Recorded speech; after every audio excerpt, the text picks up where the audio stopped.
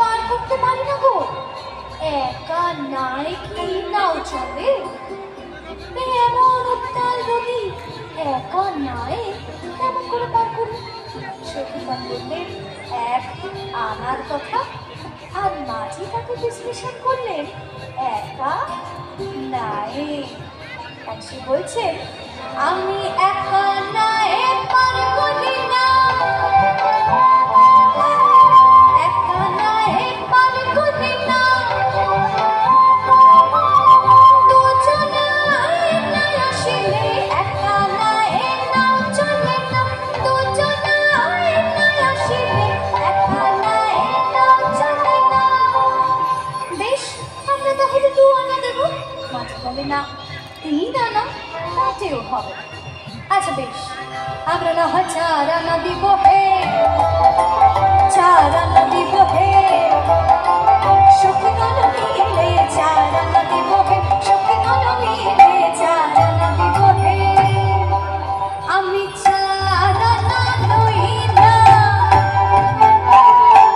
আমি 4 আনা লই না,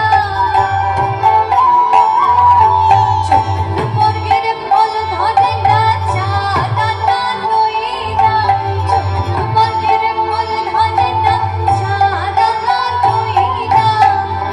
বেশ, আমরা না হয় 5 আনা দিব হে, 5 আনা দিব হে, সখীগণ মিলে 5 আনা দিব হে, সখীগণ মিলে 5 আনা দিব হে। আমি 5 আনা লই না, আমি 5 আনা লই না, ঘাটে পঞ্চমুণ্ডের রানা গোলা 5 আনা লই না, পঞ্চমুণ্ডের রানা গোলা 5 আনা লই না। গোবিন্দ বললেন, ঘাটে পঞ্চভূতির রানা গোলা অর্থাৎ ক্ষিতীয় তেজ মহুর পোপ যা দিয়ে আমাদের এই শরীর গঠিত হয়েছে। আমরা একদিন এই পঞ্চভূতি বিলীন হয়ে যাব। গোবিন্দ বোঝালেন সেই পঞ্চভূতির কথা। আর সখীগণ তাকে বিদ্রুপ করে বললেন, ভূত, এই ঘাটে ভূত আছে বলে তো কোনোদিন শুনিনি, তুমি নতুন নাকি? সখীগণ বললেন, শোনো মাঝি, 6 আনা দেব, এবার পার করে দাও গো, বেলা হয়ে যায়, কখনই বা ঘাটে যাব, আর কখনই বা বেচা কিনা হবে। সখীগণ বললেন, বেশ 6 আনা দেব, পার করে দাও। মাঝি বললেন, না, আচ্ছা 7 আনা দেব, তাতেও হবে। আচ্ছা বেশ, দেখো আমরা অষ্টসখী আছি, প্রত্যেকে 1 আনা করে 8 আনা তোমায় দেব। আমরা না হয় 8 আনা দিব হে, 8 আনা দিব হে, অষ্টসখী মিলে 8 আনা দিব হে, অষ্টসখী মিলে 8 আনা দিব হে। 8 আনা, 8 আনা মানে তো যাকে কেউ টানে না, মানে 8 টানা। সখীগণ বললেন, 8 আনার কথা, আর গোবিন্দ বললেন 8 টানা, মানে যাকে কেউ টানে না। তাই দুঃখ করে বলছেন, 8 আনা, 8 আনা, 8 আনা, 8 আনা, কেউ টানে না প্রাণের টানে, 8 আনা, 8 আনা, কেউ টানে না প্রাণের টানে, 8 আনা, 8 আনা। আরে বাবা মাঝি, তুমি 8 আনা মানে বোঝো না? 8 আনা মানে হলো 1 টাকার অর্ধেক, অর্থাৎ কিনা খণ্ড টাকা। যিনি অখণ্ড চৈতন্য, তাকে খণ্ড দেওয়া যায়? নারী জগৎ সংসার এই ব্রহ্মাণ্ড, তাকে আমরা অর্ধেক কেমন করে দিই? তাই গোবিন্দ বলছেন হেয়ালি করে, আমি খণ্ড তো লই না, আমি খণ্ড তো লই না,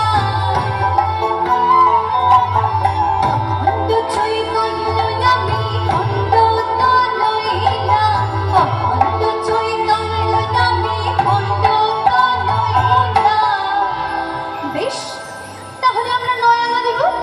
আমরা না হয় 9 আনা দিব হে, 9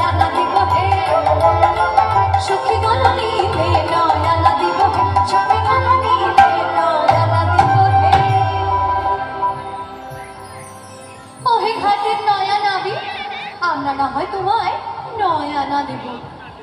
সখীগণ বললেন, 9 আনা বিক, তোমায় 9 আনা দেব। আর গোবিন্দ তাকে বিশ্লেষণ করে বলছে, ওকে সখী, আমি এ কাজে 9 না।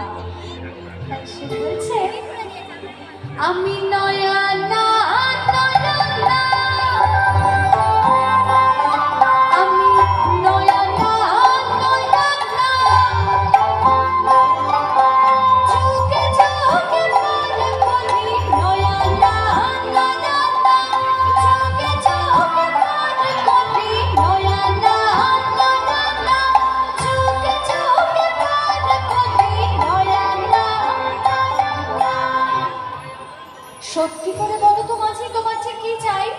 যাই বলি তাতেই বলো যে হবে না। কিছু না কিছু একটা তুমি বলেই যাচ্ছ। সত্যি করে বলো তোমার যে কি চাই? মাঝি বললেন, সত্যি করে বলি আমার কি চাই? এই কথা আমাদের দ্রুত ধারায় লীলা আদতে প্রচলিত হয়ে এসেছে এবং ভগবান এই ভগবত রূপে লীলা করতে গিয়ে এই কথাই বোঝাতে চাইলেন যে তিনি আবার মোর ভক্তগণের থেকে ছোট্ট করে তিনি স্বীকার করতে চান। বলছেন, তোমাদের 16 আনা দাও, তোমাদের 16 আনা কেমন করে দেবেন? কাউকে 16 আনা দিতে বললে পকেট থেকে একটা করে বলবেন লাগবে।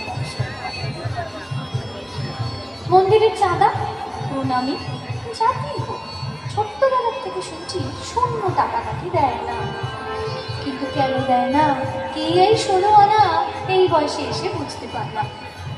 16 আনা বলছেন, তোমাদের 16 আনা দাও, কেমন করে দেবে? 10 6 16 আনা দাও,